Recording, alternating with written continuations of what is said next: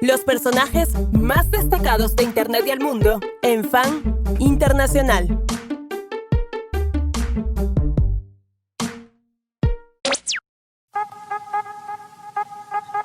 Señores, ¿cómo les va? Bienvenidos, soy Hernán Panesi, esto es Fan el programa y hoy tenemos una nota realmente increíble porque se cumplen 30 años de la película canónica, la última gran película del mundo de sci-fi. Estamos hablando de Total Recall. Vamos a recordar esa película, pero antes quiero presentar a Juan Francisco Ruoco, que me está acompañando. ¿Cómo le va, Ruoquito? ¿Qué haces, Erno? ¿Todo bien? Bien, ¿y vos? Todo joya, muy contento. Total Recall, peliculón. ¡Oh, tremenda! Es la última gran película sci-fi, ¿no? Sí, es la última, así como... Es la última que marca ahí un algo. Después de eso cambió mucho y se fue como a la ciencia ficción más cerebral, más introspectiva. Esta tenía todo lo que queríamos los guachos, ¿no? Tiros, Schwarzenegger, bardo, espacio. Sharon Stone y mucho más. Se cumplen 30 años de esta película y vamos a hablar con una de las actrices que forma parte de este elenco, sí, que es Lycia Naff, que ella es reconocida en el mundo de la cultura pop por haber hecho ese momento histórico, Juan, de la trabajadora sexual interplanetaria con 3 pechos, pero además Lycia tiene una larga carrera en el mundo del cine, ahora está trabajando como periodista también. De hecho le está yendo muy bien como periodista, pero ella trabajó también en Star Trek, trabajó en Fame. Bueno, tiene una carrera realmente alucinante y la tenemos a Lycia ahí y me estoy muy feliz de tenerla a Lycia con nosotros. Quiero darle la bienvenida, muchas gracias. So, Lycia, we are so happy to have you here. You've been part of an iconic movie like Total Recall, and also you've been an actress in Star Trek and have a long career as journalist. So we are really happy, really glad to have you here and make this interview. Thank you. Glad to be here. All right. Tiene un background ahí muy lindo y muy cute también, ¿eh? Sí. Tremendo. ¿Por qué? Porque es demasiado cute. ¿Por qué tiene ese fondo? Pregúntale. Lycia, why do you have that background? It's so cute. I make quilts. I make quilts in the garage, especially during the pandemic. So I made this little quilt and hung it up. All right. Bueno, se dedica a hacer eso, hace quilts, que creo que son como crochet, ¿no? ¿Cómo se llama? Ajá, sí. Sí. Y se dedica a hacerlos en el garage, así que tiene uno puesto ahí en la pared. Quiero uno. Me encantaría. Hernán said he wants one of your quilts. Sure, absolutely. Sí, antes de tener estos libros acá muertos.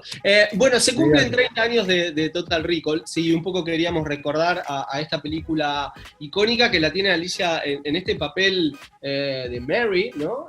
Haciendo este personaje súper icónico del mundo de la cultura pop. Y a su vez, creo que es de las 2 o 3 cosas que uno más recuerda cuando menciona ahora a Total Recall. ¿No siente que un poco incluso hasta llegó a su trabajo, aunque corto en la película, llegó hasta eclipsar a Sharon Stone? ¿No siente un poco eso? So, Lycia, do you feel that maybe your part in Total Recall was so iconic that even your shade to Sharon Stone? I mean, nobody remembers Sharon Stone in Total Recall. But everyone remembers you.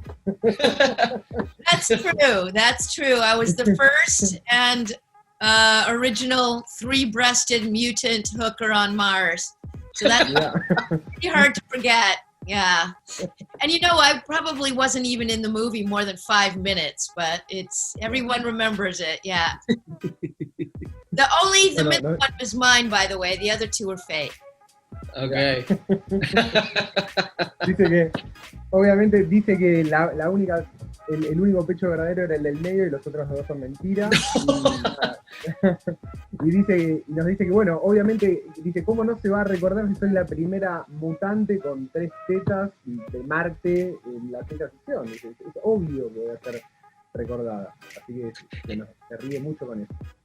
Juan, recién nerdeábamos un poco de Total Recall, ¿no? Como esta película icónica que está basada en un libro de Philip Dick, que tiene guión de Dan O'Bannon, ¿no? La dirección de Paul Verhoeven, que también es un bravísimo director de cine, Arnold Schwarzenegger, Sharon Stone, tiene un montón de cosas míticas que hacen también incluso que sigamos recordándola, ese mundo sci-fi tan particular, esos efectos especiales también. Creo que fue de las últimas películas que tiene efectos así como hechos en físico y trabajados a mano. ¿Por qué piensa ella, siendo parte intrínseca de esa historia, que seguimos recordando a Total Recall a 30 años incluso de su estreno? So, Lycia, Total Recall was a very iconic movie. It has been directed by Paul Verhoeven, has Arnold Schwarzenegger as main character. I mean, it was based on a Philip Dick story, so it has all the ingredients necessary to be a big hit, and it was a big hit. But what do you think? Why people still remember Total Recall? What's your take? Well, the only thing I can think of is that nothing before it or after it has been so wild. I mean, everything has imitated it, but it was the first. And, you know, weirdly, it holds up after time. It still is a really decent movie. And it's you know, it's just so original, I think. And nothing really could top it prior to that. And even moving forward, there's been a lot of copycats, but nothing quite as wacky and strange and original. So that's probably why. Also, I don't know if you know this, but it was made in 1988, and it was the first movie to that date that cost $100 million. Now every movie cost $100 million, but back then it was like the highest, most expensive movie to make was about 50 million. So it was double that. And awesome. I think you see that on the screen with all the special effects. Totally. Even though it's old special effects now, it still at that time was very futuristic. Bueno, lo que nos dice Lycia es tirar acá unos datos buenísimos. Nos dice, la película, dice, ni antes ni después había sido una película que sea tan zarpada, o sea, tan loca, dijo wacky vendría a ser como loco, ¿no? Como completamente fuera de como desquiciada, es una película desquiciada. Y si vos te pones a pensar en la película, es verdad, hay un exceso de violencia y de gore, o sea, los balazos de Schwarzenegger, el final que le arrancan los brazos al tipo, el cuatro que sale de la panza, ella con las 3 tetas, era un desmadre la película. Y sin embargo, la ves ahora y todavía se deja ver, sigue siendo una muy buena película. Es como que se sostiene en el paso del tiempo. Y además, eso, al momento de ser filmada, año 88, fue la película con más costo de producción de la historia. Dice, ahora cualquier película vale $100 millones, o sea, claro, es el estándar del costo, pero en el momento que se hizo, valió, o sea, o costó el doble de hacer que la película más cara que había salido de $50 millones. O sea que todo eso que nosotros decimos de los efectos y demás, y uno que la sigue viendo y dice, che, dentro de todo pasó el tiempo, pero qué bien que se ve esto, claramente era porque tenía un montón de guita encima.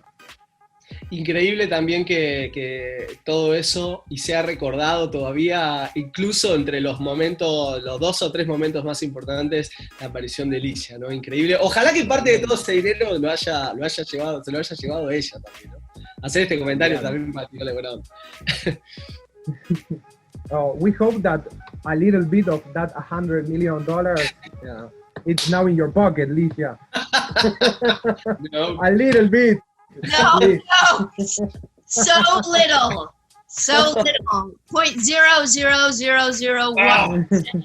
Wow. I only did it for a week, and I think it was just a little bit above Screen Actors Guild minimum wage. I think I maybe made $5,000 or something. That's I didn't make very much money, but that's okay. The movie. That's okay. Yeah. Okay. Dice esto, nada, que su sueldo, dice, trabajó una semana en la película y que su sueldo estuvo apenitas arriba del mínimo y que debe haber ganado $5.000, nada más con de 100 millones. Sí, nada, qué tremendo, qué tremendo. Parte de esa locura, Juan, también se debe a que era un proyecto que iba a agarrar Cronenberg. Y está un poco en la cosa media marciana retorcida se ve un poco el halo de Cronenberg. Sí. Pero quiero preguntarle por Paul Verhoeven y Schwarzenegger, ¿cómo fue rodar con ellos dos? Justamente porque ambos venían on point, ¿no? O sea, Arnold era posiblemente la máxima superestrella de ese momento, pensemos y citémonos en el año 1990, y Paul Verhoeven ya venía con otro exitazo que era Robocop, que fue la película previa sci-fi alucinante. ¿Cómo fue rodar con ellos dos? Yeah, how was to work with Paul Verhoeven and Arnold Schwarzenegger? I mean, Arnold was at the peak of his career, and Paul Verhoeven previously was making Robocop, that was a really great hit. So you work with these two big men in the industry, and very important in a very high moment of his career. How was that? Terrible. No, I'm just. Why? Terrible. Why? No, I'm just kidding. Why? Just kidding. You build them up like they're gods. What am I going to say? Well, first of all, I knew Paul because prior to that, I did my first film in 1984 called Clan of the Cave Bear, and it was about Neanderthals, and he was the director of photography at the time. Okay.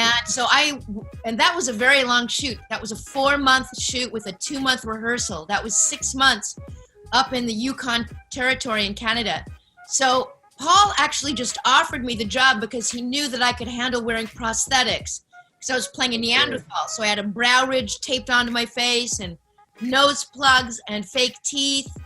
And so he knew that I could handle prosthetics because that breastplate, those 3 boobs was not real. It was that they glued on, starting on my neck, all the way down below my belly button. And so I had to sit in a makeup chair. The first day it was 8 hours. Then they got it down to 5.5 hours. Then they got it down to about 4 hours. So he knew that I would be able to hang with that level of special effect makeup work. So he just offered me the job, which was very sweet. And the working with Arnold, you're right, he was at the top of his career. And he lives very close by. I live here in Santa Monica area, and he still lives here. One of his many houses, I'm sure. But, the first day walking to the set, the stunt supervisor was walking with me because we were talking about when I get shot, what's going to happen.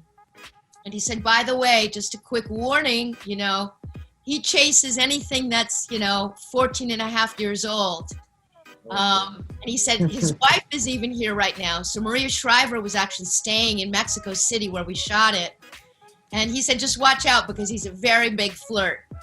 So he was flirting with a lot of the extras, the Mexican female extras. And, they were all dressed very sexy in the bar and stuff, but he didn't hit on me or anything. And that was because our only interaction was on the set. So when I got to the set the first day, he was already shooting a scene, and I noticed that he was listening to Paul Verhoeven completely. He was almost like a RoboCop himself. He was almost like a robot. He listened to everything Paul did, and he imitated it exactly, with no thought of his own, no interpretation. He wasn't really, quote unquote, an actor. Yeah. So he did mechanically everything he was told to do perfectly. And so they worked together very well because they only had to do a few takes and move on, because he wasn't, some dramatic actor who needed to try things and experiment. And he did exactly what Paul said, and that's it. So we were getting lit, they light you. So I'm standing here, and and Arnold is standing over here.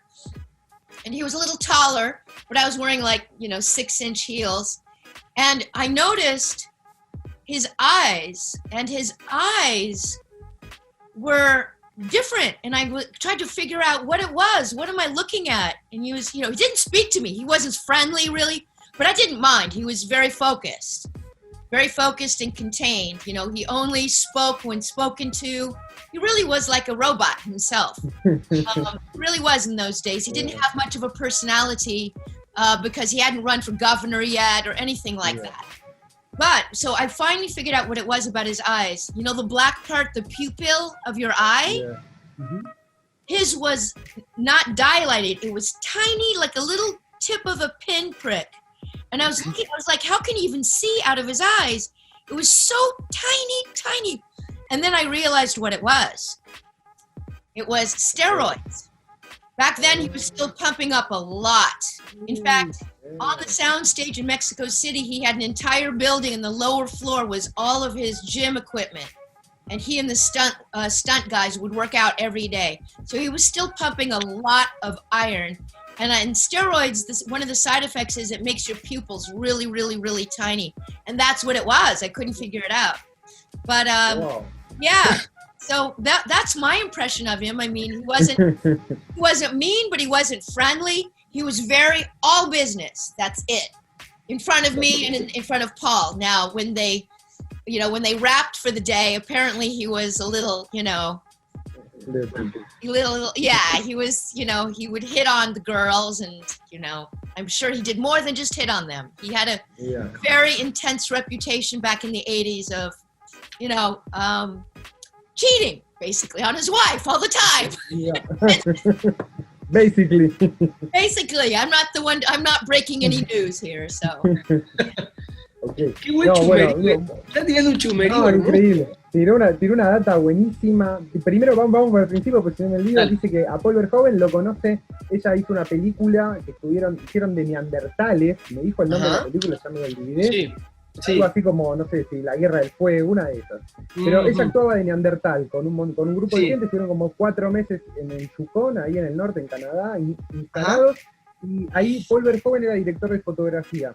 Entonces, cuando tiene que hacer Total Recall, la llama porque le dice, yo me acuerdo que vos eras te bancabas re bien el tema del maquillaje, ¿viste? Porque como tuvo que ser de neandertal, tenían que tener cejas más anchas, nariz más ancha, dientes falsos y qué sé yo. Entonces dice, bueno, la trae para Total Recall. Y en Total Recall tenía sesiones de 8 horas, 5 horas, 4 horas de maquillaje, la maquillaban desde el cuello hasta abajo del ombligo para ponerle todas las prótesis. O sea, como que eso era re zarpado. Y después nos cuenta de Arnold, que nos dice, bueno, Arnold, cuando yo llego al set, todo el mundo le dice, mirá que Arnold es un chabón que coquetea con absolutamente todas las minas, o sea, a cualquier extra que anda por ahí le baja la caña, ¿entendés? Le tira onda y se agarra viaje, o sea, como que tenía reputación de ser un tipo bastante bravo. Y dice, conmigo no pasó nada porque solamente me lo crucé en el momento que estuvimos en el set, solamente en la escena. Dice, cuando yo ya llego a la escena, lo veo a Arnold y lo veo que estaba hablando con Paul Verhoeven, y Verhoeven le decía una cosa y Arnold hacía tal cual lo que le decía Verhoeven. No metía nada, ¿viste? No tenía ese berretín de actor de interpretar y ser dramático. Era un robot, era como le decís, hace eso, hace como lo otro. Hacía... Robocop, parecía Robocop. Entonces iba Arnold, hacía eso. Paul Verhoeven chocho porque filmaba las secuencias en 1 minuto, ¿entendés? Filmaba todo rápido, palo y palo. Y nada, dice que lo que le impresionó mucho a ella cuando lo tiene enfrente a Arnold, en la escena que le correspondía a ellos, es que tenía las pupilas muy chiquitas. Esto es rarísimo. Es rarísimo, y lo miraba y dice, ¿qué carajo pasa? Y se aviva, después probablemente cuando se van y qué sé yo, ahí en el set que estaba hecho en Ciudad de México, se filmó toda la película, en la planta baja estaban todos los extras y Arnold haciendo pesa, levantaban pesa, estaba a pleno en el momento Arnold levantando pumping iron, a pleno, taca, y obviamente, ¿qué hacía Arnold? Tomaba esteroides. Claro. Y resulta que uno de los efectos secundarios de los esteroides es que te hacen la pupila muy chiquitita. Y el pito también. No, también, el pito dicen que también. Qué buena onda. Bueno, nada, y eso, sí. Y que ahora es medio vecina de Arnold porque viven ahí en Santa Mónica los dos. Hermoso. Ella vive en Santa Mónica y Arnold sigue viviendo ahí por una de las casas que tiene. Mira, por la zona de la costa este. Mal no le fue, muy bien Alicia. Estaba revisando el Internet Movie Database de Alicia. Tiene, no sé, The Jefferson, Masquerade, Whiskey, Hunter, Love Mary, Hardcastle, Final Jeopardy, Fame, Jack and Mike, Lethal Weapon, Max Headroom, The Equalizer, Star Trek, Baywatch, Total Recall, Flash, bla bla bla bla bla bla. Tiene un sinfín de créditos en IMDb. Law and Order, Ghost Whisperer, Star Trek, increíble el IMDb. Ahora le quiero preguntar, nosotros que somos fan del sci-fi, que somos insoportables, Juan, vos sabés, somos insoportables. ¿No maldice el día que agarró el papel de Mary de Total Recall? Porque es, la mina de Three-Breast Woman, y la mina tiene una carrera increíble y en el periodismo le va increíble. ¿No maldice ese día? So Lycia, you have a very long career. We check your IMDb, Internet Movie Database page. We watch a lot of movies and things that you do. Don't you curse the day that you said yes to Total Recall? You know what? That's so funny because that's true. I was even nominated for an Emmy. I was even nominated for an Emmy for Best Performance in a TV Movie. And other than Star Trek, the only thing that people care about is Total Recall. You're right. I know. It's crazy. It's so bizarre. But it's so bizarre, yeah. I mean, even the remake with Colin Farrell, you know, the character that played Mary with the three breasts, they covered her up. And you know, they didn't even though it was only 4 or 5 years old, you know, my character actually showed everything, which was just so revolutionary. So it's just, nobody can forget it. I run into people, you know, I'm old now. I have children and, you know, I'm retired, but I still have people sending me letters and emailing me and calling me and trying to get a hold of me, asking me questions about Total Recall. I know. You're right. Dice que confirmado. Confirmado. Dice, incluso estuve nominada a un Emmy por una película en televisión. La gente ni se acuerda. Dice, soy una mujer grande, estoy retirada, me llegan mails, correos. Dice, incluso en la remake no se animaron a mostrar las 3 tetas, así que quedó como ícono, ya está. Y sí, y un poco la verdad que putea por el día que eligió hacer ese papel. ¿Qué le pareció la remake de 2012? Porque, a ver, y acá de nuevo, volvemos al sci-fi, volvemos al Three-Breast Woman.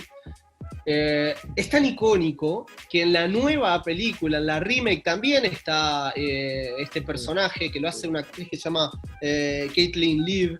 ¿Qué le pareció la película y qué le pareció la actuación de su personaje original? So Lycia, what do you think about the new movie, the remake? Do you like it? And do you like the girl that replaced you in your original role? Yeah, I mean, she's much prettier than I am. She was beautiful. But I mean, she her part was much smaller, and you know, she didn't have that shock value. She didn't have that shock factor. So at the time when it was released, I did a lot of press for it because everyone was comparing us, you know, and I was like winning all of the competitions as the better three-breasted mutant hooker. I don't know. So it gave me a second wind, I suppose. I got popular for a second. I call it poopular. I got poopular for a second. Yeah. So, bueno, nada, eso. Le pasó que en la remake dice, por lo menos ella es más linda que yo y es más joven, así que está todo bien. Pero ni bien se estrenó la película, obviamente todo el mundo las estaba comparando y dice que tuvo como una segunda ola, como un segundo viento de cola, donde tuvo que hacer un montón de entrevistas y salir en diarios, qué sé yo, contando y hablando, y en todas las encuestas que había, ella ganó como la mejor de las dos, obviamente. No hay duda. Así que ella dice, me volví, y hace un juego de palabras, me volví popular como Cube de caca, como que se volvió popular como, exactamente, como popular de crap, digamos, ¿no? Como una popularidad berreta, digamos. Lycia no solo que es una mujer muy linda, sino que en ese momento fue como una ruptura absoluta de lo sexual, ¿no? Fue como una irrupción y un despertar alucinante en el año 1990. Y hay un rumor que tiene que ver con ese rodaje, no sé qué tan cierto será, pero que en vez de 3 tetas, ella hizo el chiste de que tenía una y era la del medio, que su personaje iba a tener 4, ¿esto es cierto? Oh, so Lycia, there was a rumor about the original Total Recall that your character was having 4 teeth instead of 3. Yes. Is what that was real? No, I'm the one who revealed that long time ago, and probably the first press. Yes. So a very famous back in the day, a guy named Rick Baker did the prosthetics, did the special effects, the physical special effects. Mm-hmm. And I went to his warehouse where they put it, laid a cast of paper mache over me to make the design fit me. And originally it was going to be 1, 2, 3, 4 boobs, Okay. And I was like, I'm going to look like a cow. Oh, yeah. I'm going to look. Sí. Moo. Sí. Want milk? No. No, not sexy. There's sexy about 4, 2 here and 2 here. There's nothing sexy about it. And so they thought 3 across, and they, the light bulbs went off in everybody's head. So they made 3 across. Yeah. Oh, great. Yeah, it's true. Yeah, it's cool. Lo que nos cuenta Lycia es que fue en el momento que fue convocada para hacerse la prótesis, va lo de un tal Baker, que era el encargado de efectos especiales, sí, claro, FX físicos, y cuando le están poniendo todo el papel maché encima para sacarle como el molde, el tipo le dice, vamos a hacer 4 tetas, y ella dice, no, ¿por qué 4? Voy a parecer una vaca, no va a tener sentido, es como, no hay nada menos sexy que eso. Entonces ella sugirió hacer 3 y finalmente hicieron 3. O sea que el rumor es cierto, ella contó la historia y ella es la responsable de que el personaje tenga 3 tetas, o J. No es ¡Wow! Ese dato me parece que lo estamos sumando nosotros, Juan, ¿eh? ¿Sí? No lo vi en internet. Es primicia de fan del programa. Primicia de fancito. Y otro rumor, no sé si le habrá tocado a ella, pero hay una de las historias supuestamente del rodaje es que terminaron todos intoxicados. La mayoría de la película la filman en México y no sé si fue por la comida o el agua, pero terminaron intoxicándose todos. No sé si le tocó a ella estar ahí o si esta historia es cierta o no. Lycia, there was another rumor about food poisoning during this. Yeah, they call it was real? Oh yeah, I'm the one again who revealed that. It was called Montezuma's Revenge. So, Venganza de Moctezuma. Yeah, so any tourist who comes down, if they get even a little bit of water, they got, from a salad, if they wash the salad in tap water, it gives you, it comes out both ends, up this way and down that way. What do you think? Horrible. Montezuma's Revenge. So the very last day, the Friday, the very last day of shooting, when I'm supposed to open up my blouse and show him my boobies, I had diarrhea. So between, they would say action, and when they say cut, I would run to the bathroom. And then come back and act like I'm normal. And then cut, run to the bathroom. All day long. And you know what it was? I was very careful for the whole time. When it was in the shower, I would shut my mouth and I would only wash my face with bottled water and drink bottled water, very careful. Because I'm a sissy white girl from America, I wasn't going to handle it. And then I had some hot oatmeal at 5 a.m. that morning. And at about 9, when we started to shoot, it hit me. And it was like, oh, no. It's terrible. Oh, here's another story. Another story I don't think I've ever told anybody. I just remembered it. So after the week of shooting, I had to fly home. And I had a boyfriend at the time that I was madly in love with. And I couldn't wait to get home to him. So and he smokes, at the time I was smoking a little bit of cigarettes because he smoked, I was like a codependent smoker, and I got Mexican cigarettes that are more natural and they taste good and they don't hurt your throat as much. So I got a whole pack of them and a bunch of Mexican coffee, and I had it in my luggage. And as I'm going through customs and stuff, I was so happy to be home on the Los Angeles side, going through Los Angeles customs. I had what they call a shit-eating grin from side to side. I was beaming. I was smiling so much that I was pulled over by the police and put in a room and interrogated because they thought I was smuggling something. And I said, I have some coffee and some cigarettes. It's like, I'm innocent. But I was glowing. I had this aura. I was so happy to be home, to get to my boyfriend. And so I looked guilty of something. Yeah. So it took me 2.5 hours. You know, they were holding me and questioning me, and they went through my luggage, and I'm like, oh God, it's terrible. Terrible. No solo se la pasó cagando, sino que casi la meten en cana. Sí, por llevarle unos cigarrillos y un café al novio y estar radiante, porque le extrañaba.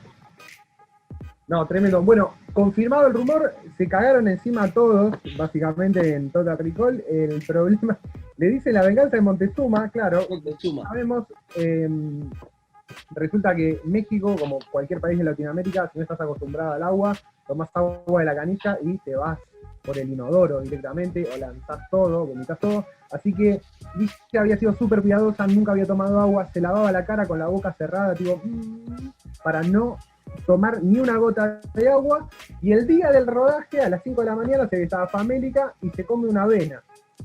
¿Viste? Y la avena, claro, la avena la hicieron con agua de la canilla, y ahí quedó knockout, y le parece. Y cada 5 minutos filmaba la escena, cortaba la escena, se iba corriendo al baño. Así, volvía a filmar, a cagar, volvía a filmar, volvía a cortar, volvía a salir corriendo. Así, tipo, cortaba, iba, venía, pero logró filmar la escena. O sea que nosotros, mientras la estamos viendo en Total se está Recall, cagando. tenemos que pensar que se está cagando, claro. Es eso. Hermoso. Y bueno, y después nos cuenta esto, una cosa que no le había contado a nadie, que ella estaba muy enamorada de un novio que la tenía muy enamorada en Los Ángeles. Ajá. Y que de regalo le lleva unos cigarros, un café, llevaba puchitos, porque el puchito de México era menos dañino que el puchito yanqui, y resulta que cuando llega a la aduana, la ven con cara sospechosa, ¿viste? Y ella tenía como, dice, yo tenía una sonrisa de lado a lado, porque iba a ver a mi novio. Claro.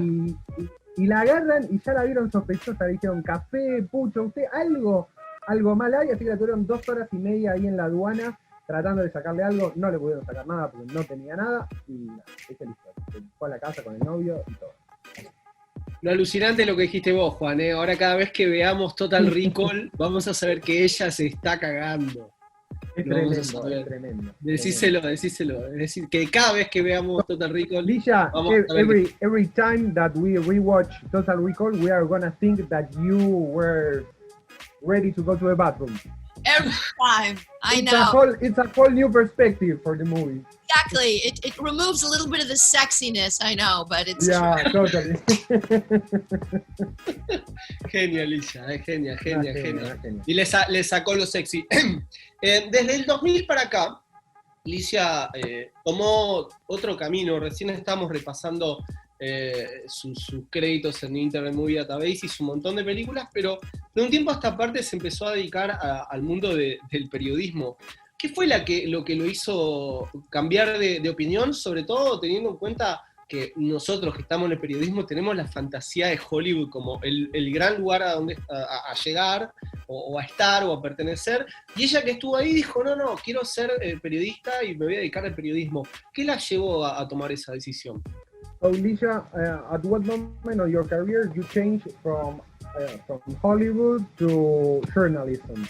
And we as journalists, we always dream about Hollywood and movies and stuff. But you left Hollywood to do journalism. Why or how did that change came? Yeah. Well, it was a bit of an organic or natural progression. What happened was I got nominated for this Emmy, and I was 30 years old, and I didn't get it. And then that following year, my agents set, on the heels of that, I had some buzz. So I was able to get some good auditions. but I didn't get one job. I didn't book anything for that year. My agents dropped me. And I was like, maybe I should go to college. Maybe I should grow up. I mean, you know, I was still playing. Also, back in the 80s, ethnic was not in. In other words, the big roles always went to white girls, white people all the time. So I'm Lebanese and Brazilian. So I could play, because I was dark, I would play runaways or drug addicts or prostitutes or junkies or maids. Or never a main never role.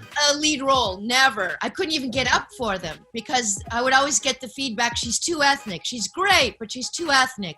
And I was like, so I tried to bleach my skin and lighten my hair and put in blue contacts, but you know, I have a nose, you know, it's I'm ethnic. I'm half Lebanese, half Brazilian. There's nothing I can do about it. So it was a very uphill climb for me. So when that year happened and I didn't book one job, and then my agents dropped me right after the Christmas holiday, my boyfriend at the time, a different boyfriend now. Okay.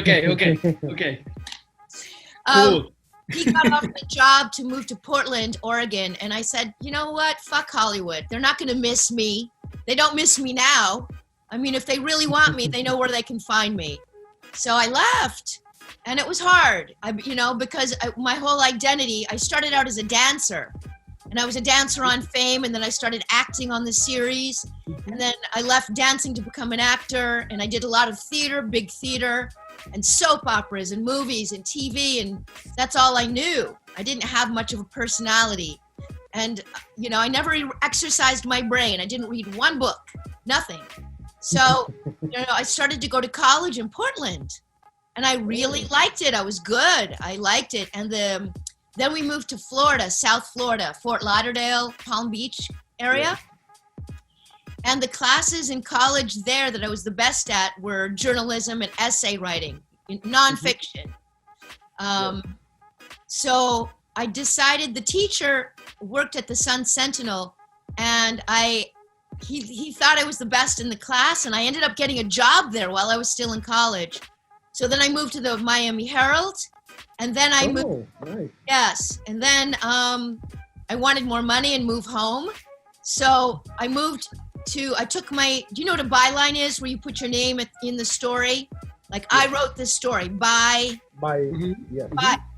So I took my name off, no by anymore, and went to the National Enquirer and made immediately 3 times the money. So I was making 6 figures immediately. And I didn't want anyone to know what I was doing, because National Enquirer, a little sleazy, right? But it was covering Hollywood. So I'd been an actor, and I was a professional investigative reporter, journalist. So they hired me sight unseen, right over the phone. And I negotiated a great contract. They moved me to Santa Monica, back to Santa Monica. And then from there, I moved to People magazine, and then OK magazine. And then I freelanced, and I went to the Daily Mail and broke some really big stories. The last one I broke before I retired about 5 years ago was the Bill Cosby rape scandal. So I broke the exclusive on that. And it really became a very big story. It was part of starting the Me Too movement and all that stuff. So that's why it was, I would have loved to stay in Hollywood, but they didn't want me anymore. But you have a quite nice, but you have a nice story. I mean, they rejected you, but you came with your own, your own tools, and made a great impact in a way. Yeah, your brain. When I started to become successful as a journalist, I thought, it's because it doesn't matter what I look like or what I sound like. I was trying so hard in Hollywood to look like they wanted me to look. And, but it doesn't matter what you look like. Look at you guys. Yeah. Doesn't matter what you look like if you're a journalist. So that took a lot of pressure off of me. And so I could really succeed. And I ended up buying a house near the beach, and I have motorcycles, and I support my family. And I could have never really done that if I tried to stay in Hollywood. it wasn't until the 1990s when Jennifer Lopez was on In Living Color and ethnic started to come in, you know, the booty and the sexy, and then, you know, on TV you started to find, you know, see Black and Asian and Hispanic, never in the top roles still, that still took some time, but, you know, I wasn't going to wait around, I needed to survive, and so journalism made sense. Yeah, great story, Lisa, great Thank story. you. Yeah. Bueno, vamos a una genia Alicia, y de paso nos tiró un palito, dijo que podés ser feo y periodista, mírense ustedes, así. Está clarísimo. Una divina. No, lo que cuenta es que, obviamente, dice, después de que ella es nominada al Emmy, no gana el Emmy, y al toque tiene un montón de audiciones, pero no queda en ninguna de las audiciones, y en la Navidad de ese año, la gente de ella la raja, le saca el sponsoreo y chau, y la deja en banda. Y lo que decía Alicia es que ella ella es de origen libanés, mitad libanés y mitad brasilero, entonces mitad Brasil, y que este componente de migrante étnico, como le dicen ellos, en esa época todavía en Estados Unidos era como, los únicos papeles que le daban eran papeles de chorro, de prostituta, de limpieza, de jardinero, digamos, como muy racista todo, como era Estados Unidos hace una cantidad de años, que incluso en la sociedad la gente de origen y de familias, digamos, como latinas, inmigrantes, no tenían espacio en lo que era Hollywood. Entonces dice, ok, Hollywood me trató como la mierda, me voy a la mierda. Y justo su novio, el otro novio del momento, le dice, nos vamos para Oregon. Bueno, dale, y en Oregon empieza a estudiar, le empieza a ir bien, dice, a los 30 años fue el primer momento en mi vida que agarré un libro y empecé a leer. Wow. Después se mudan a Florida, se van para la zona de Palm Beach, y ¿cómo se llama este lugar reconocido? Que me dijo que no me acuerdo. Pero están ahí en Florida, y en Florida resulta que le va re bien en la facultad, y en las mejores materias que le va es periodismo y ensayo. El profesor le dice, che, vos tenés repotencial, y le consigue un laburo, y pega laburo en el Miami Herald, que es un diario bastante conocido ahí de Florida. Y escribe en el Miami Herald, y después se pasa al National Enquirer, que le ofrecen un laburo re grosso ahí, pero que el National Enquirer tiene como reputación de ser un diario más amarillista, y qué sé yo, porque cubre mucho lo que es la actualidad de Hollywood, y toda como más, una cosa más tipo Jorge Rial acá, calculo yo, como esa onda. Entonces ella por cuestiones de reputación dice, ok, agarra el laburo, pero saca su nombre, saca la firma, digamos, exactamente. Pero ahí le pagan una torta de guita, hace un montón de guita, y a partir de ahí empieza a laburar para un montón de medios, ya de forma más freelance, hasta hace 5 años que se retira, pero dice, mi historia más importante fue la de destapar la olla del caso Cosby. Claro, en Daily Mail. En Daily Mail, que ella entrevista a una de las primeras chicas que se anima a hablar sobre todos los casos de abuso sexual de Bill Cosby, y dice, bueno, este inició todo el movimiento de Me Too y qué sé yo, así que como que ella logró hacer como del rechazo del Hollywood medio xenófobo y medio racista, logró construir su carrera pese a todo y encontrar su lugar, y dice, y logré que me valoren y valoran a mí misma por la cabeza y no por la apariencia. Claro. Dice, aparte ella, su carrera desde el inicio había sido como bailarina, había hecho teatro, novelas, soap opera y un montón de cosas más, así que bueno, hizo como esta transición, pero que terminó zarpándole un montón. Y de paso nos dijo que éramos horribles y que evidentemente... De paso nos dijo que éramos dos feos tremendos. Qué pena, qué pena. Ella tiene, para ir cerrando también, pero quiero mencionarlo, tiene un proyecto que se llama Drive-By Do Gooders, que es un proyecto de donación de agua y ropa para las personas que tienen bajos recursos. Me gustaría que cuente algo de este proyecto y qué tal le va y cómo lo financia y qué es lo que hace. So, Lycia, you have another project that is a goodwill project, and it's called The Drive-By Good Doers. Close. Drive-by do-gooders. You know, instead of a drive-by shooting, you drive by and you do good. Mm-hmm. Okay. Do you want to tell us what about the project, or what do you do? How do you get finance? Sure. So I've been running this charity. It's a nonprofit since 2013. We have in Los Angeles a huge adult homeless population. Not kids or families I'm talking about, just adults. And we have 58,000 adults living on the streets in Los Angeles County. And where I help out is a place called Skid Row, where it's 20 blocks. Permanent homeless live on the street in a tent or under cardboard or under nothing at all. And there's 12,000 people live there in 20 square blocks. And there's not one drinking fountain, not one water fountain to drink. And maybe 5 bathrooms. That's it. So they got to use a bucket behind their tent to go to the bathroom. So what we do hydration, called hydration and hygiene, to the heart of the homeless. So basically the mission is every week we get in my old SUV and we drive to the outskirts of Skid Row where it's not quite as crowded, where it's more elderly and disabled people. And we offer from our car window like an ice cream truck. We roll down the street, going water, string cheese, cleaning wipes. And the homeless come up to our car and we hand out through the car window water and body wipes and cold string cheese and socks and now masks because of the pandemic. Yep. And then the way we get money is my friends give me anywhere between $3 and $50 or $100 a month. And I go and I buy supplies, and we go out every single week since 2013. So we don't have a big sponsor, unfortunately, because it's hard to get money for adults. They think, oh, get a job, They don't want to help, if it's starving little puppies or kittens or an inner city children's soccer team or something, they can get money. People, their heart goes out. But in Los Angeles, people hate the homeless because they don't want to see them.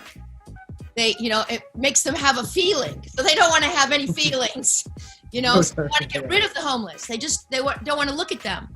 So that's why there is Skid Row. Skid Row is far away in the industrial area of downtown LA, where it's just concrete buildings and they sleep on the sidewalks there and nobody cares about them. And they don't have any way to really help themselves with some basic needs like water and body wipes.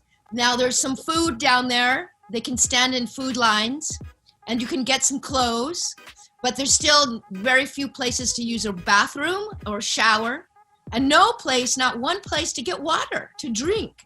So they crack open fire hydrants. You know what a fire hydrant is? Yeah. Where the fire hose gets attached. They unscrew it and water comes gushing out, and they take a bar of soap and they soap themselves up and stand in the fire hydrant, or then put a bucket there to fill it up with water to drink water. So, drive-by do-gooders, we can't solve the homeless problem. It's too big, but we can just, meanwhile, kind of fill in the gaps with humanity, with some basic essentials, to help out every week. And they love us. We know them very well. It's not dangerous. It's not like straight out of Compton or anything like that. These are extremely poor people living in third world conditions, like refugee camps. So, it's a good cause. Yeah. And, we get enough money to go out every week. Not enough to make me rich like Total Recall. But it's a good heart. It's a good heart to work. Yes. Bien, da una mano. Totalmente, sí. Dice, ellos se enfocan en un área que se llama Skid Row, como la banda. Son 20 cuadras de edificios de cemento abandonadas en el área, como digamos, más industrial de Los Ángeles. Y es un polo de gente ahí, de gente mayor, de homeless, de gente que no tiene casa, que no tiene techo, que se junta ahí. Y en esas 20 cuadras no hay ni una ducha, ahí hay, creo, 5 baños. 5 baños para las 20 cuadras. Para todos, para 20 cuadras de gente. Entonces la gente termina como abriendo las bocas de agua para las mangueras de los bomberos para bañarse ahí, un desastre. Entonces ellos una vez por semana van con el auto, pasan con el auto, tipo como los carritos del ice cream, del helado, Sí. y dan agua, ropa, elementos de toallita, higiene barbijo. personal, barbijo, media, digamos, hacen como un laburo ahí. Saben que dicen, no vamos a solucionar el problema de la gente sin techo en Los Ángeles, pero por lo menos hacemos algo en el mientras tanto como para aliviarle un poco el día a día de cada persona. Bueno, alucinante, qué bueno que dé una mano. Interesante la transformación de Lycia. Queremos agradecerle mucho esta nota con Panel Programa, una divina, una buena onda total.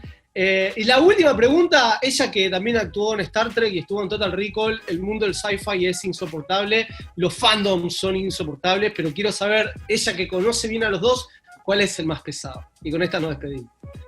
So, Lycia, we're gonna thank you. We had a great interview. You are such a nice person. You are great. And we have a last question. Who is the worst fandom?